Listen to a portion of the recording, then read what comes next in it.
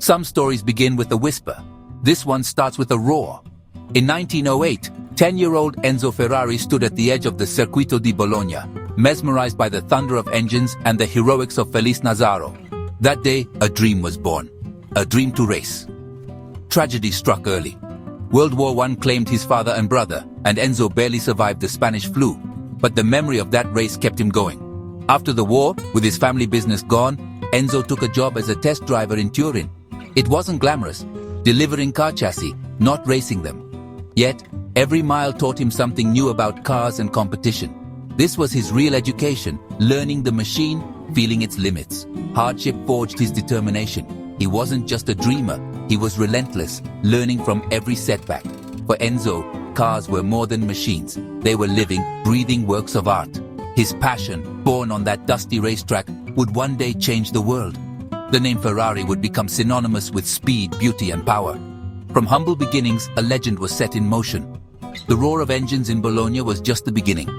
Enzo's journey was only getting started. The world was about to meet Ferrari. Enzo's break came not from privilege, but from persistence. In 1919, he entered his first race, the Parma Poggio di Berceto hill climb. He didn't win, but he finished. Soon after, he joined Alfa Romeo, a team with history and ambition. Enzo was a solid driver, but his real gift was understanding the car, inside and out. In 1923, a victory introduced him to the prancing horse emblem, a symbol that would become legendary. He placed the Cavallino Rampante on a yellow background, the color of Modena. The Ferrari shield was born, a promise of performance. Enzo realized his true strength was leadership, not just driving. In 1929, he founded Scuderia Ferrari, gathering the best drivers, mechanics, and engineers. The cars were Alfas, but the spirit was all Enzo. Racing was his obsession, winning his only goal. The racetrack became his laboratory, pushing cars and people to their limits. He wasn't interested in comfort, only in victory. This focus would define Ferrari forever. The legend was no longer just a dream, it was becoming reality. Enzo Ferrari saw racing as an orchestra, drivers, mechanics, strategists, all working in harmony. By 1929, he convinced Alfa Romeo to let him run their racing division independently. Scuderia Ferrari was born in Modena, not as a manufacturer, but as a racing powerhouse. Enzo assembled a dream team, legendary drivers like Campari and Nuvolari, and master mechanics. The mission was clear: dominate motorsport. Enzo's leadership was demanding. He expected total commitment. The early days were a whirlwind, preparing Alfas for races across Europe. Enzo became the commendatore, orchestrating every detail. Sponsors, strategy, performance, he managed it all. The foundation of Ferrari's relentless drive for innovation and victory was set. In the crucible of 1930s racing, the Ferrari ethos was forged. The stable was more than a team, it was a movement. The legend was growing. The partnership between Scuderia Ferrari and Alfa Romeo was electric. Enzo's team turned Alfa's cars into winners, and the prancing horse became a symbol of speed. The Alfa P3, driven by Nuvolari, dominated the early 1930s. Enzo's management brought out the best in his drivers and mechanics. Fierce rivalries with German teams like Mercedes-Benz and Auto Union pushed the team to new heights. A legendary win at the 1935 German Grand Prix became a symbol of Italian spirit. But tensions grew. Alfa wanted control, offering Enzo a lesser role. The freedom he cherished was gone. Enzo was not built to serve, he was built to lead. The glorious Alfa years were ending, but the lessons would last forever. The stage was set for Ferrari's independence. The split with Alfa Romeo was inevitable. In 1939, Enzo walked away, forbidden to use his name on cars for 4 years. Most would have quit. Enzo adapted. He founded Auto Avio Costruzioni in Modena, officially making machine tools, but secretly building cars. The AAC Tipo 815, his first true creation, debuted in the 1940 Mille Miglia. Fast but fragile, both cars retired early. But Enzo had proven he could build a car from scratch. War halted racing, and Enzo's factory shifted to war production. He moved operations to Maranello, planning for the future. The 4-year ban would soon expire. Through adversity, Enzo's vision only sharpened. When peace returned, so would racing. And this time, the world would see the Ferrari name. No more compromises, only Ferrari. The Second World War had left Italy in ruins. Cities were bombed, the economy shattered, and the future uncertain. For Enzo Ferrari, the war meant forced patience. His factory produced machine tools, not racing machines. The factory was even hit by Allied bombs. As the conflict ended, Enzo's focus returned, getting back to racing. It was time to build a car with his own name on it. He would create a machine bearing the famous Ferrari name. His vision was powered by a new engine concept. He commissioned Gioacchino Colombo to design a small, powerful engine, a V12. This V12 engine was more than just engineering, it was a statement of intent. He was building a car designed to win races. The legend of Ferrari was about to be born. The year was 1947. The rebuilt Maranello factory buzzed with energy. The future was taking shape as the world met the first car to officially wear the Ferrari badge, the Ferrari 125S, a compact two-seat racing car. Its hand-beaten aluminium body stretched over a steel tube frame. At its core was Colombo's magnificent 1.5-liter V12 engine. When Enzo Ferrari first fired it up, he called it the engine of promise. On May 11, 1947, the 125S made its racing debut. With driver Franco Cortese, a fuel pump failure forced it to retire. Enzo called it a promising failure. Just 2 weeks later, at the Rome Grand Prix, the promise was fulfilled. Franco Cortese drove the 125S to its first-ever victory. This small, noisy and beautiful machine was the genesis of it all. The legend had begun. Enzo Ferrari had a very expensive problem: racing. Designing engines, hiring drivers and transporting cars cost a fortune. The prize money was not enough to cover the bills. Enzo needed a sustainable income to fund his passion. The solution: selling cars to the public. Not pure racing machines, but road-going versions. Grand Tourers. Enzo famously said, "I build cars for gentlemen who can afford them, to pay for my racing." The road cars were simply the sponsors. It was a pragmatic decision that saved his company. The first Ferrari road cars were direct descendants of the racing models. Each one was built by hand, often to the specific tastes of the buyer. This made them incredibly exclusive and desirable. The road cars funded the racing, and the racing success gave the road cars their soul. With road car sales providing cash, Enzo Ferrari focused on dominating motorsport. The ultimate prize was the 24 Hours of Le Mans, the most grueling endurance race.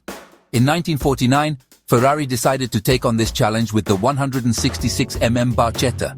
Luigi Chinetti, Ferrari's US agent, drove the car. The race was an epic struggle.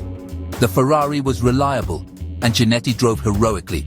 The Ferrari crossed the finish line to take a historic victory, a stunning achievement. This win established Ferrari as a top-tier manufacturer and began a golden era at Le Mans. While Le Mans brought glory, Enzo Ferrari's heart was in open-wheel racing. When the Formula One World Championship was established in 1950, Ferrari was there, the only team to compete in every season since its start. In the early days, they battled Alfa Romeo, where Enzo had learned his trade. In 1951, José Froilán González secured Ferrari's first F1 victory. The following year, Ferrari dominated with Alberto Ascari, who became Ferrari's first world champion. This era proved Ferrari could set the standard. The Grand Circus of Formula One had a new ringmaster, Enzo Ferrari. F1 success became the core of Ferrari's brand, validating Enzo's philosophy that the racetrack was the ultimate testbed, influencing road car technology and desirability. It elevated Ferrari to a living legend. By the early 1960s, Ferrari was the undisputed king of sports car racing. Their beautiful and fearsomely fast prototypes had created a dynasty at Le Mans, winning 6 years in a row. Enzo Ferrari's cars were the benchmark. This attracted the attention of the Ford Motor Company. Henry Ford II wanted a victory at Le Mans. His first idea was simple: buy Ferrari. In 1963, Ford entered negotiations to purchase Ferrari. But at the last minute, Enzo discovered a clause he could not accept. Ford would control the racing department. He walked out of the negotiations. Henry Ford II was furious. If he couldn't buy Ferrari, he would bury them. This was the declaration of war. The result was the Ford GT40, designed to win Le Mans at any cost. The stage was set for one of the greatest rivalries in motorsport history. In a historic result, the Ford GT40S finished first, second and third, ending Ferrari's reign. The war was over and the Blue Oval had won. The lessons learned from racing were distilled into some of the most beautiful and desirable cars the world had ever seen. The peak of this philosophy arrived in 1962 with the Ferrari 250 GTO. 250 referred to the 250cc capacity of each cylinder in its glorious 3-liter 512 engine, and GTO stood for Gran Turismo Omologato. It was in essence a purebred racing car that had been approved for racing. It was sculpted by engineers who understood that form must follow function. Every curve, vent and line had a purpose: to make the car faster and more stable at speed. The Colombo 512 engine was a proven winner, producing around 300 horsepower. This was a machine built to continue Ferrari's dominance in the World Sports Car Championship. Only 36 of these magnificent cars were ever built. Potential owners had to be personally approved by Enzo Ferrari himself. This extreme exclusivity, combined with its racing pedigree and timeless beauty, has turned the 250 GTO into more than just a car. It is considered by many to be the greatest Ferrari of all time. When one of these rare machines comes up for sale, it commands astronomical prices. It's about the history, the story, and the symbol. It is the definitive Ferrari icon. As the world moved into the 1980s, Ferrari adapted. The era was all about excess, flamboyance, and bold statements. Ferrari delivered two cars that would come to define the decade: the Testarossa and the F40. The Testarossa, arriving in 1984, was designed to make an entrance. Its name, meaning redhead, was a nod to the red-painted cylinder heads of its powerful flat 12 engine. It was wide, low, and impossibly dramatic, becoming an instant celebrity. Its image was plastered on bedroom walls all over the world.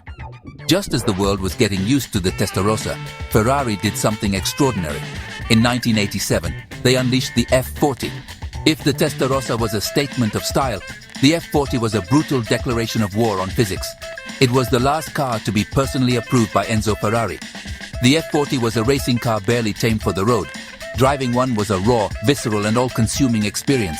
Together, the flamboyant Testarossa and the savage F40 represented two sides of the Ferrari coin, ensuring its place at the very top.